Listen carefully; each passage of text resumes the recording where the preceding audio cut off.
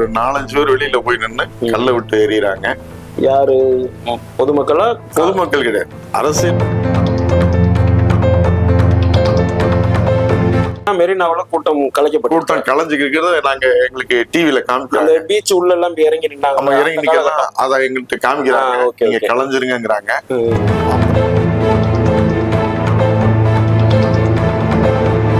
அந்த ஊர் பொதுமக்கள் தான் எங்களுக்கு உணவு, ஏதாச்சும் உடை வேணாலும் உடை, என்ன வேணாலும் மருந்து மாத்திரைகள் எது கேட்டாலும்.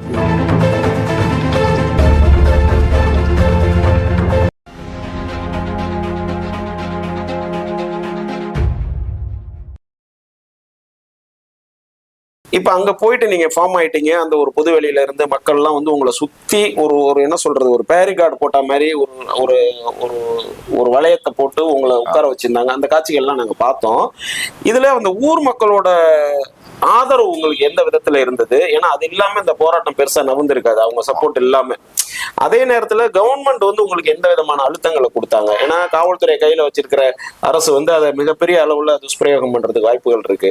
அதை இந்த ரெண்டு விஷயத்தையும் நீங்க எப்படி அங்க ஃபேஸ் பண்ணீங்க? அங்க அந்த ஊர் பொதுமக்கள் தான் எங்களுக்கு உணவு, ஏதாச்சும் உடை வேணாலும் உடை, என்ன வேணாலும் மருந்து மாத்திரைகள் எது கேட்டாலும். ஏன்னா மழையில் நனைஞ்சுக்கிட்டு அந்த பனியில தான் படுத்து கிடக்குறான், ரோட்ல தான் படுத்திருப்போம். ஆனா ஓரமா ஏதாச்சும் கடைகள்ல தான் படுத்திருந்தான். அவங்களுடைய எல்லா உதவியும் கிடைச்சது. காவல்துறை அரசுல இருந்து எங்களுக்கு எந்த அழுத்தமும் அதுக்கப்புறம் கொடுக்கல. போராட்டம் வந்து ஒரு திருவிழா மாதிரி பயங்கரமான ஒரு பெரிய போராட்டம், திருவிழாவா தான் நடந்துகிட்டு இருந்தது. மக்கள் வருவாங்க, சாப்பாடு தண்ணிக்கு எதுனாலும் கொடுத்துட்டு இருந்தாங்க. எந்த இது இல்லாம போயிட்டு இருந்தது. எந்த பிரச்சனையும் எங்களுக்கு வரல. சேனல்கள்ல வந்து புதிய தலைமுறை, தந்தை, மற்றவங்க எல்லாம் வந்தாங்கன்னா லைவ் போட்டுட்டு அவங்களும் எங்களோட தான் இருந்தாங்க. News7 எல்லா சேனலும் எங்க கூட தான் இருந்தாங்க. எந்த பிரச்சனை இல்லாம தான் போய்கிட்டு இருந்தது. இதுல தீவிரவாதிகள் அவங்க ஊடுருவாங்கன்னு சொல்றதெல்லாம் வந்து அது இன்னும் இதே கிடையாது. மக்கள், மாணவர்கள், இளைஞர்கள் தான் இதை நடத்தினாங்க. இதுல வந்து யாரும் நுழையிறதுக்கான வாய்ப்பு கிடையாது. அந்த மாதிரிதான் போய்கிட்டு இருந்தது. அதற்கப்புறம் வந்து நாங்க காலையில வந்து குளிக்க போயிருந்தோம். திடீர்னு எங்களை கூப்பிடுறாங்க, சீக்கிரமாங்க, பதட்டமா இருக்கு, பிரச்சனை வர்ற மாதிரி தெரியுது, கிளம்பி வாங்கங்கிறாங்க. நாங்க வந்து இடத்துல வந்து நாங்க தனித்தனியா குழுவா தனித்தனியா இருப்போம் நைட்டு இரவுகள்ல. அப்ப வந்து கூட்டினா வந்து உட்காந்துட்டோம். போராட்டத்தை கலைக்கிறதுக்கான வேலைகளை ஆரம்பிச்சாங்க. யாரு ஒதுங்களை கிளம்புங்கன்னு சொல்லி பார்த்தாங்க, கேட்கல. மலைகள் பெஞ்சுக்கிருக்கு. அவரு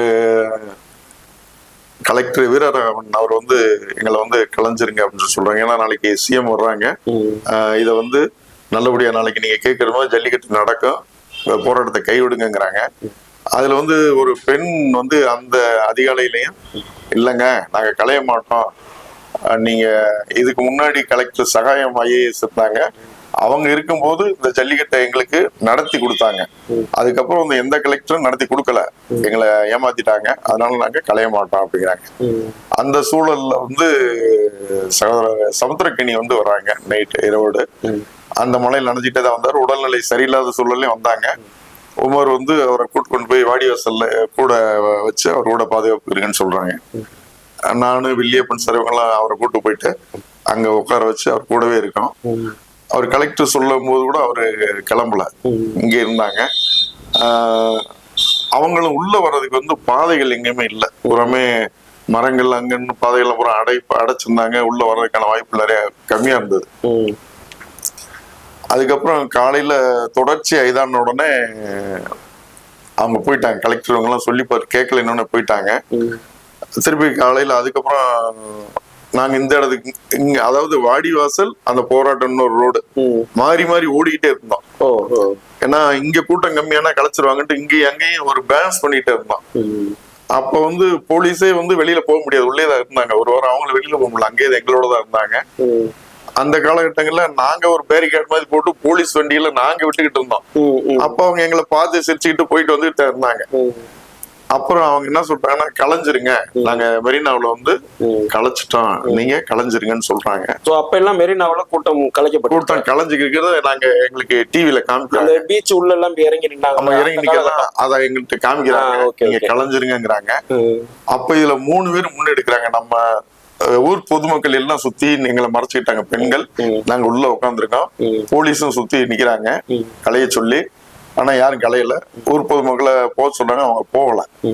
அப்ப வந்து உமர், தண்ணீர் வினோத்து, முகிலன் இவங்க வந்து நின்னு நீங்க வந்து இதன் கலைய வேணாம், எங்களுக்கு வந்து டாக்குமெண்ட் காமிங்க, இல்லைன்னா அங்க இருந்து அரசு வெளியிடக்கூடிய அந்த இதெல்லாம் டாக்குமெண்ட் எல்லாம் காமிச்சா தான் நாங்க கலையோன்னு சொல்றாங்க.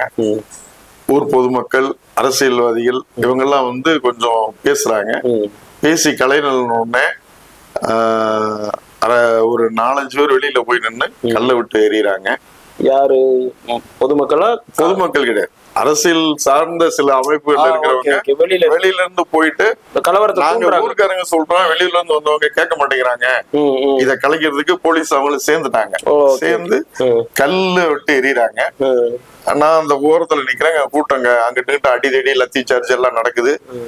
அதுல வந்து நம்ம மக்கள்வாதியை சேர்ந்த கீதா வந்து கல்லெறியில கன்னத்துல பட்டு அவங்க கீழே விழுகிறாங்க. அந்த அங்க வந்து இன்ஸ்பெக்டர் அண்ணாராஜ் அவர் வந்து எல்லாத்தையும் அந்த குழு, போலீஸ் குழுவோட அடிச்சு எல்லாத்தையும் பிரிச்சு விரட்டுறாங்க.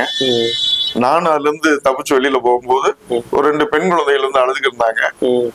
அவங்கள கூட்டு போய் ஒரு போலீஸ், எங்க ஊரை சுத்தி ஃபுல்லா போலீஸ், ஒரு 6 அடி கம்போட போலீஸ் படை ஃபுல்லா சுத்தி வளைச்சு நிக்குது. இங்க தப்பிச்சா அங்க பிடிக்கிறதுக்கு ரெடியா இருக்காங்க. நாங்க அங்க கொண்டு போய் விட்டுட்டு நான் வந்து பேக் எடுக்கிறதுக்காக நான் வர்றேன். என்னோட பேக் மொத்தம் ஒரு இடத்துல வச்சிருந்தான். பக்கத்துல எடுக்க வரும்போது அங்க போலீஸ் அவர் அண்ணாராஜ் சாரோட டீமோட உள்ள வந்துட்டாங்க. வந்து அங்க லோகேஷ், வேலூர் லோகேஷ்ங்கிற தம்பி, திருப்பூர் சுரேந்தர் உடல்நிலை சரியில்லாததெல்லாம் படுத்து கிடக்குறாங்க காய்ச்சலோட. போலீஸ் வந்து அவங்கள வந்து அடிக்கிறாங்க, அந்த பெண்களை அடிக்கிறாங்க. அந்த சின்ன ஒரு பையனை வந்து அடிச்சதுல விரல், சுண்டு விரலே தனியா போயிடுச்சு, உடஞ்சிருச்சு. அப்ப நான் வந்து பார்த்தோன்னே எனக்கு ரொம்ப கோவம், சின்ன பசங்க இதுக்கு அடிக்கிறீங்க, என்ன அடிங்கன்னு சொல்லி சொல்றேன். அப்ப வந்து அவங்க என்ன சொல்றாங்க, அண்ணாராஜ் சாரோட இருக்க டீம் வந்து பயங்கரமா திட்டிக்கிட்டு என்னைய வந்து ஒரு 4-5 பேரு பயங்கரமான அட்டி, முதுகுல அட்டிக்கும் போது நான் அப்படியே நிலைகளும் கீழே விழுகிறேன். என்னை கையில 2 பக்கம் பிடிச்சி தூக்கிட்டு கொண்டு போய் ஒரு போலீஸ் வேன்ல கொண்டு போய் போடுறாங்க உள்ள. பசங்கள்லாம் உள்ள, எனக்கு ஒண்ணுமே நிதானம் தெரியல எனக்கு. அவன் தண்ணி கேட்கிறேன், கொஞ்சம் தண்ணி கொடுக்குறாங்க. அதோட நான் படுத்துறேன். எங்க வண்டி போகுது என்னன்னு தெரியல. வண்டி வந்து இரவோட எங்க இருட்டுக்குள்ளேயே போகுது, மலைக்குள்ள போற மாதிரி போகுது. ஏதோ ஒரு ஸ்டேஷன்ல, அழகர் கோயில் ரோட்ல இருக்க ஒரு ஸ்டேஷன்ல போய் எங்களை புறமே இரவோடு அடைச்சிடுறாங்க. அங்க நான் போகும்போது என்னை தூக்கிட்டு போய் ஒரு டாக்டர் அங்க இருக்காரு. கையெல்லாம் எனக்கு வீங்கி இருக்கு. 2 இன்ஜெக்ஷன் டேப்லெட்டை போட்டு எனக்கு டிஃபனை கொடுத்து படுக்க வச்சிடுறாங்க. அப்ப நம்ம பசங்க எல்லாமே அங்க பாதி பேர் தான் இருக்கோம். மீதி பேர் எங்க இருக்காங்கன்னு எங்களுக்கு தெரியல, எந்த இடம்னு தெரியல, வெளியில விடல எங்களை. அங்க இருந்துட்டு அதிகாலையில் எங்களை திருப்பி, நான் தூங்கிட்டேன், திருப்பி எழுப்பி எங்களை அங்க சில விசாரணை எல்லாம் முடிச்சுட்டு திருப்பி எங்களை அங்கிருந்து போலீஸ் வேன்ல ஏத்திட்டு இங்க கொண்டு வராங்க. ஒரு திருமண மண்டபத்துக்கு கொண்டு வந்து மேல வைக்கல, பேஸ்மெண்ட்ல உள்ள கொண்டு போறாங்க, கீழே கொண்டு போய் அடைக்கிறாங்க. அங்க போகும்போதுதான் எங்களோட இருந்த எல்லா மக்கள் பாதை, எல்லா தோழர்கள், மொத்த இளைஞர்கள் எல்லாருமே அங்க உள்ள இருக்காங்க. அவங்களோட போய் சேர எங்க போன் எல்லாத்தையும் பிடிங்கிட்டாங்க. எதுவுமே எங்கிட்ட கிடையாது, எந்த தொடர்பும் இல்லை எங்களுக்கு. அப்ப அங்க போனதுக்கு அப்புறம் தான் பேசுறாங்க. பேசி வீட்டுகளுக்கு பேச வர்றாங்க. எங்களை பேச விட்டு, நீங்க வந்துட்டீங்க, உங்க மேல கேஸ் போடாம உங்களை நான் ரிலீஸ் பண்ணிடுறோம், நீங்க எதுவும் பிரச்சனை இல்லாம அப்படியே ஊர்களுக்கு கிளம்பிருங்க அப்படின்னு சொல்லி எங்க கிட்ட வந்து எழுதி கையெழுத்து வாங்கி பேசுறதுக்கு ஒரு டிஎஸ்பி முயற்சி பண்றாங்க. எல்லாருமே வந்து ஒரு வாராச்சு வீட்டுல எல்லாருமே விட்டா போதும் அப்படிங்கிற அளவுக்கு சரி கிளம்புறோம் அப்படின்னு சொல்லி ஒத்துக்கிட்டு இருந்தாங்க. கேஸ் போட மாட்டோம்னு சொன்னாங்க. அங்க வந்து பிங்கர் பிரிண்ட் இதெல்லாம் எடுக்கிறதுல என்னுடைய நண்பன் தான் மணிகண்டன்ங்கிற எஸ்ஐ எடுத்துக்கிட்டு இருக்கான்.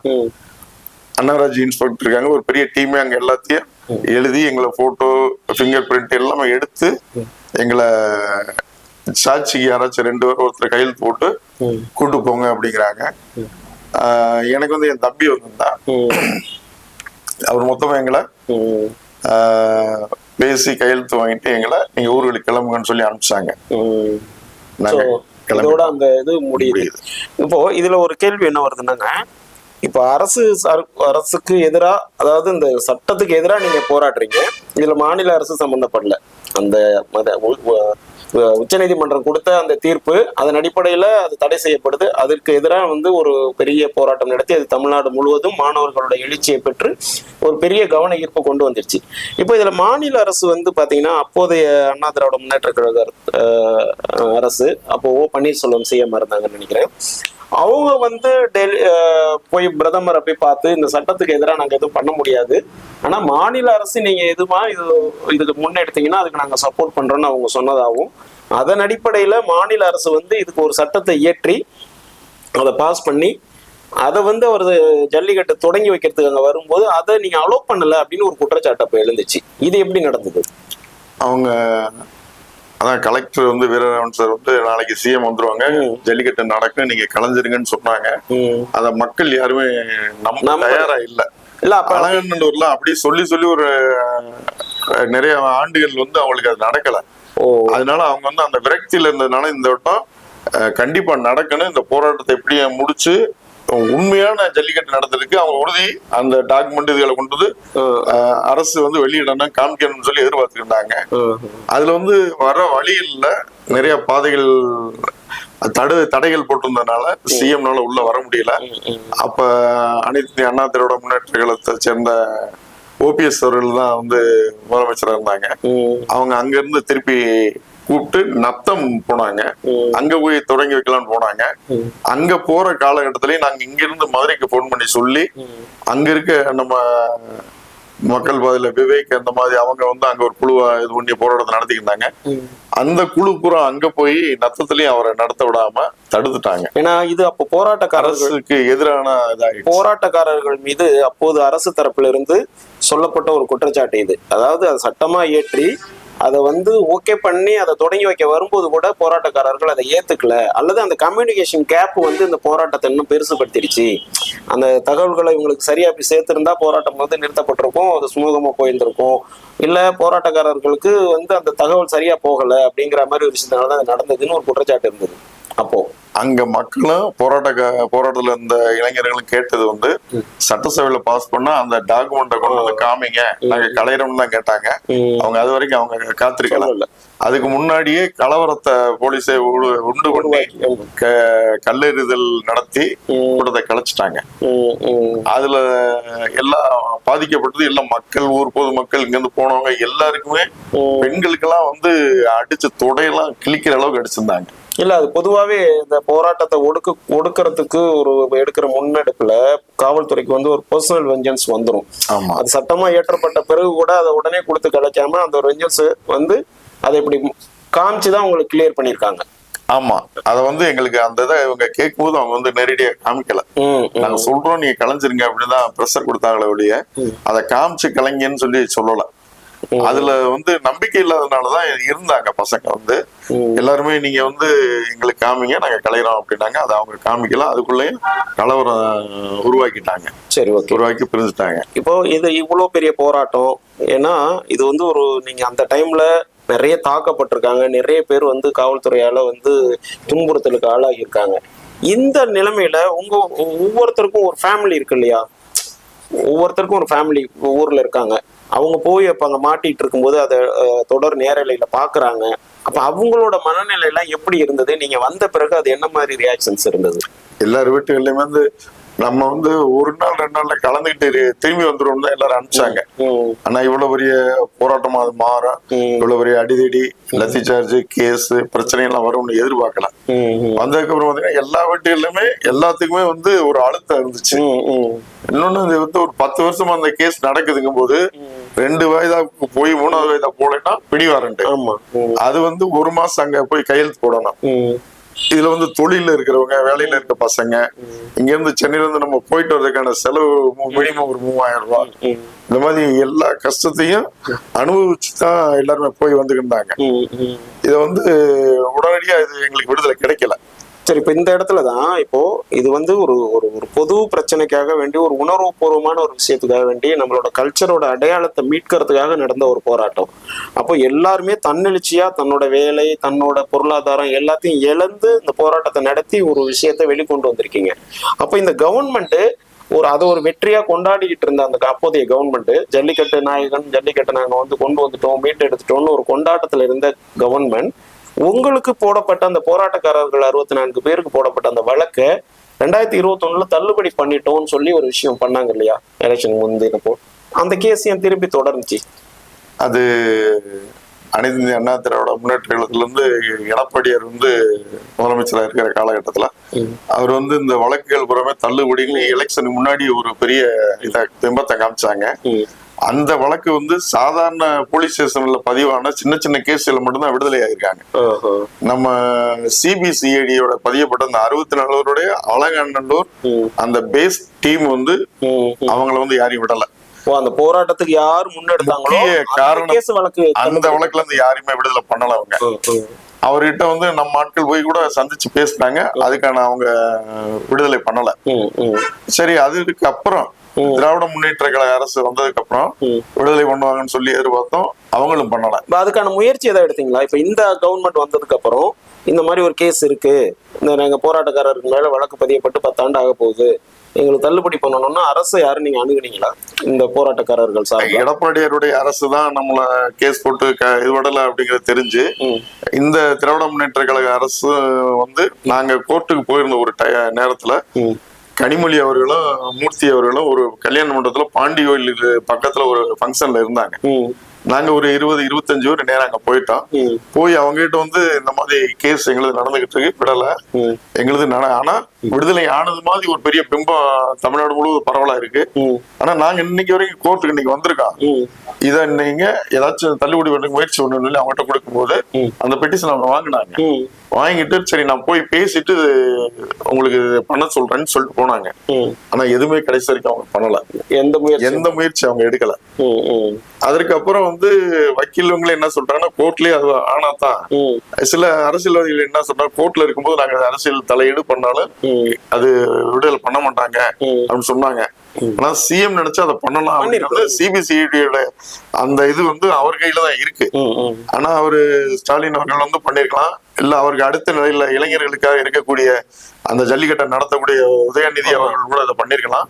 இவங்க யாருமே இதை பண்ணல. ஏன்னா இந்த மாதிரி வழக்குகளை ஈஸியா வந்து ஒரு கவன ஈர்ப்பு தீர்மானம் போட்டு தள்ளுபடி பண்றதுக்கு பவர் இருக்கு. ஆனா அதை அவங்க பண்ணல. அதை தெளிவுபடுத்தணுங்கிறதுக்காக தான் இந்த கேள்வியை கேட்டேன். ஓகே, இப்ப இந்த அளவுக்கு வந்து மிகப்பெரிய போராட்டத்தை நடத்தி வழக்குல இருந்து நீங்க வெளியில வந்துட்டீங்க. ஓகே, இந்த பொது வாழ்க்கைக்காக வேண்டி ஒரு பொது பிரச்சனைக்காக வேண்டி போராடி கிட்டத்தட்ட 10-15 ஆண்டு காலத்தை இதுக்கு விரயம் பண்ணிருக்கீங்க. ஏன்னா இதுல எவ்வளவு இடர்பாடுகள் இருக்கு, வழக்குக்கு போறது, வாய்தா போறது, இது நம்ம பொருளாதார பாதிப்பு, மென்டலி நம்ம எவ்வளவு அஃபெக்ட் ஆகுறோங்கிற விஷயம் எல்லாமே புரியுது. ஓகே, இப்போ ஒரு நல்ல ஒரு சகஜ நிலைக்கு வந்தாச்சு. இப்போ உங்களோட அடுத்த கட்டம் என்னவா இருக்குது? ஏதாவது அரசியல் கட்சியில வந்து நீங்க சேர்ந்து பயணிக்கிறதுக்கான வாய்ப்புகள் எப்படி இருக்கு? இப்ப நம்ம மக்கள் வாயில பயணித்த தோழர்களே வந்து நாம் தமிழர் எல்லாம் 3 பேர் எம்எல்ஏ சீட் வாங்கியிருக்காங்க. தம்பி சுரேஷ், வெற்றி செல்வி, சகோதரர் வந்து ரகுபதி, ஒட்டஞ்சத்திரம், சேலம், காஞ்சிபுரம், இந்த 3 அரசியல் கேண்டிடேட் ஆயிருக்காங்க.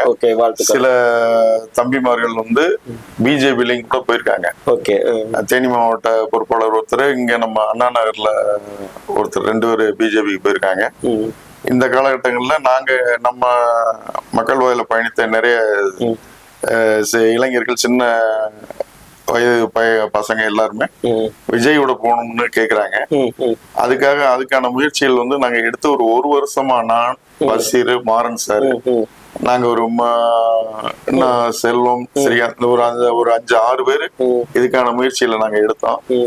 அது வந்து பேசி இப்ப 24ஆம் தேதி வந்து தமிழக வெற்றி கழகத்துல ஒரு 428 பேரோட போய் அதுல இணைஞ்சாச்சு. இப்ப நீங்க தமிழக வெற்றி கழகத்தோட இதுல இருக்கோம். ஓகே, இந்த இதுல வந்து நாங்க வந்து ஜல்லிக்கட்டு கேஸ் 29ஆம் தேதி விடுதலை ஆனதுக்கு அப்புறம் நேரம் அங்க இருந்து அலங்காநல்லூருக்கு தான் நாங்க ஒரு 20 பேர் போறோம். 3 கார்ல போறோம். அங்க முனியாண்டி கோயில்ல தான் ஜல்லிக்கட்டு கடையெல்லாம் மாலை ஒட்டுது பண்ணி அனுப்புவாங்க. அந்த இடத்துக்கு ஒரு 2 ஜல்லிக்கட்டு காளையோட போய் அந்த உள்ளூர் மக்கள்கிட்ட கொஞ்சம் பேசி அங்க இருக்கும்போது நேரா அங்க இருக்க காவல்துறை நேரா அங்க வர்றாங்க.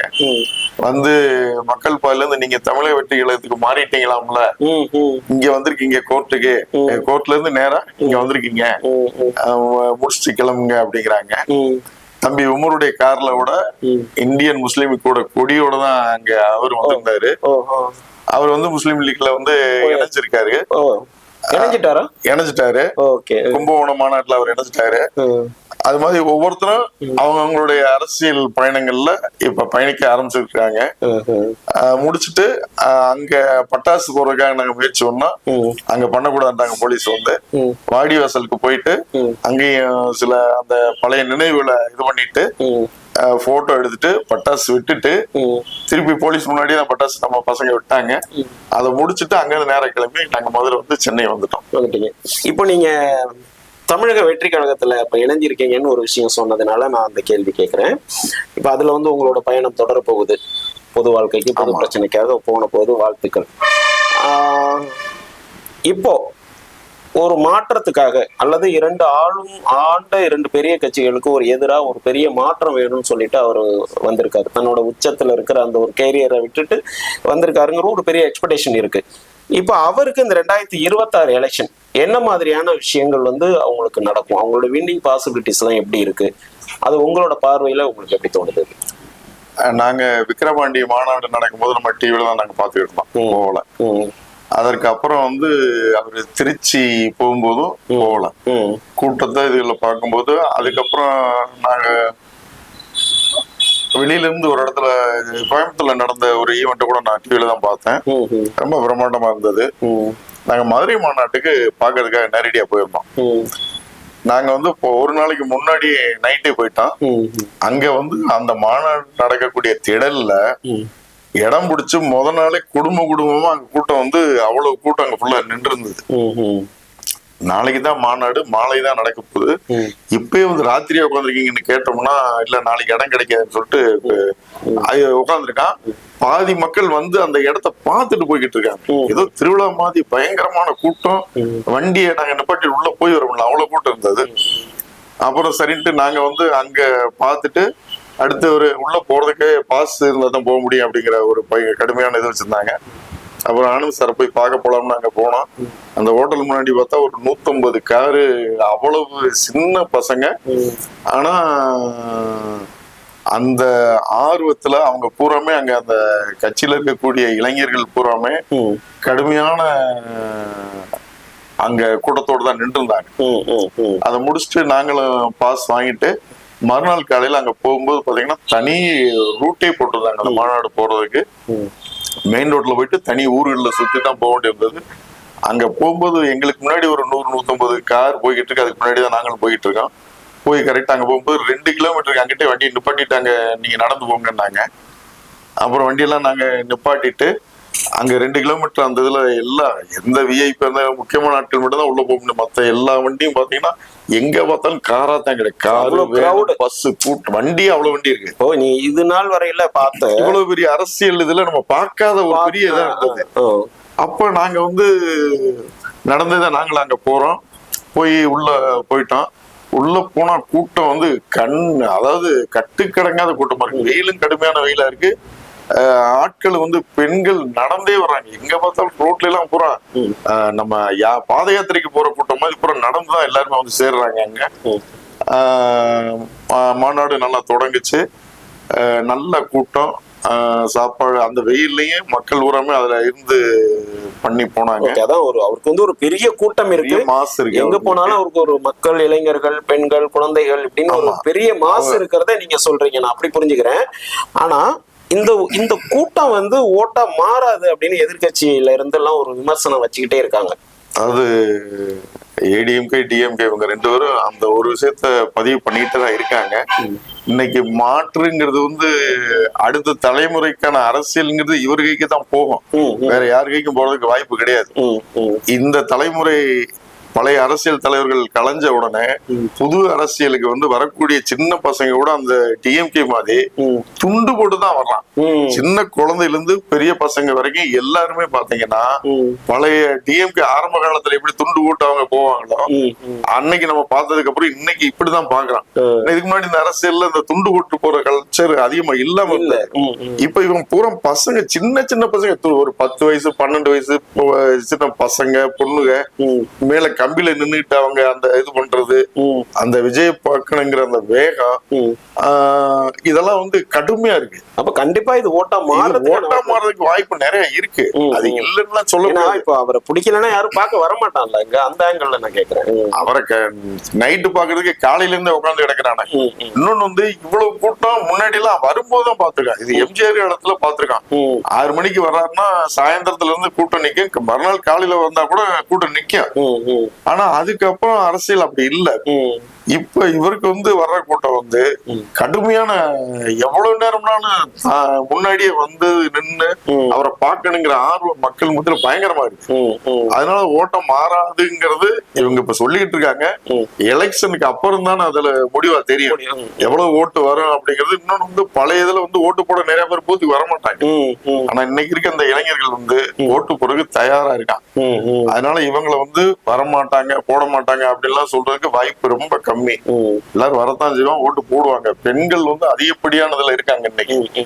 அதனால இத வந்து இந்த எலெக்ஷன் வந்து இவருக்கு சாதகமா பெரிய ஒரு இதைத்தான் கொடுக்கும். அப்போ இவர் வந்து பாத்தீங்கன்னா இப்போ இது நாள் வரையில தமிழ்நாட்டு அரசியல்ல இந்த ஆட்சியில் பங்கு அதிகாரங்கிற விஷயத்த 2 கட்சிகளுமே வந்து யாருக்கும் விட்டு கொடுத்ததே இல்லை.